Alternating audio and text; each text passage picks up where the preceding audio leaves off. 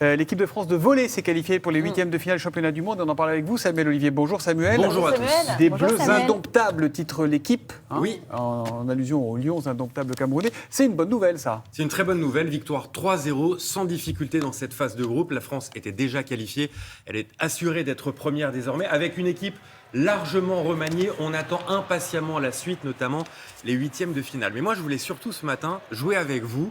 C'est la rentrée scolaire demain. J'avais envie de jouer au professeur, savoir si vous avez bien révisé cet été la partie sport. Erwin Ngapet, est-ce que ça vous parle? Tiens, Julia, pour commencer. J'imagine qu'il a un rapport avec le volley. Oui, oui. C'est autrement, je sais pas qui le c'est. Zidane du volley, non, c'est pas ce qu'on dit. C'est le Zidane du volley, Anne-Claire. Le Zidane du volley, ouais, ok. Ouais, ok, pas Je plus. prends. Bon, il y a besoin de compléter un peu. Mais il chante aussi. Alors, il chante, vous allez le voir, mais c'est surtout un champion olympique en titre, champion d'Europe avec l'équipe de France, vainqueur de la dernière Ligue des Nations, et il chante. Regardez et écoutez surtout.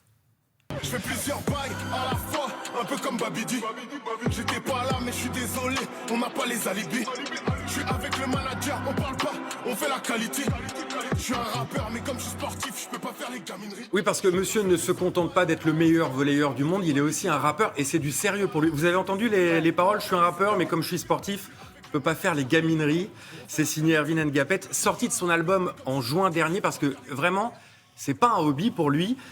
Pour vous raconter une anecdote, lorsqu'il a signé à Kazan en Russie, il a eu une exigence, c'est qu'il y ait un studio d'enregistrement à côté Ah ouais. de son appartement. Et en interview d'ailleurs, quand on l'interroge, il se sent, il le dit lui-même, plus rappeur que volleyeur.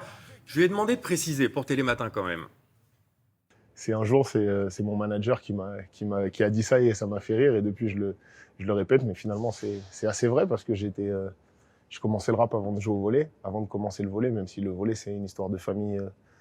C'est une histoire de famille chez moi, mais c'est vrai que j'ai commencé le rap avant de commencer le volley. Donc c'est lui, il a dit en fait, t'es un rappeur qui a percé dans le volleyball et ça m'a fait rire, donc ça m'a suivi.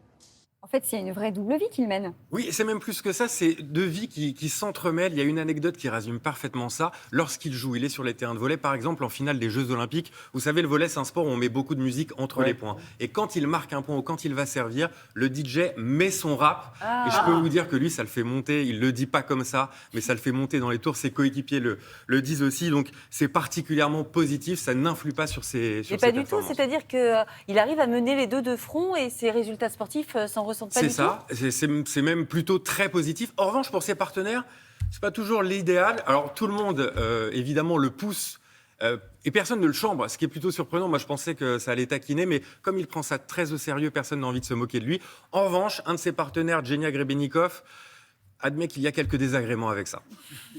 Moi, je me souviens, avant les matchs, il écrivait beaucoup.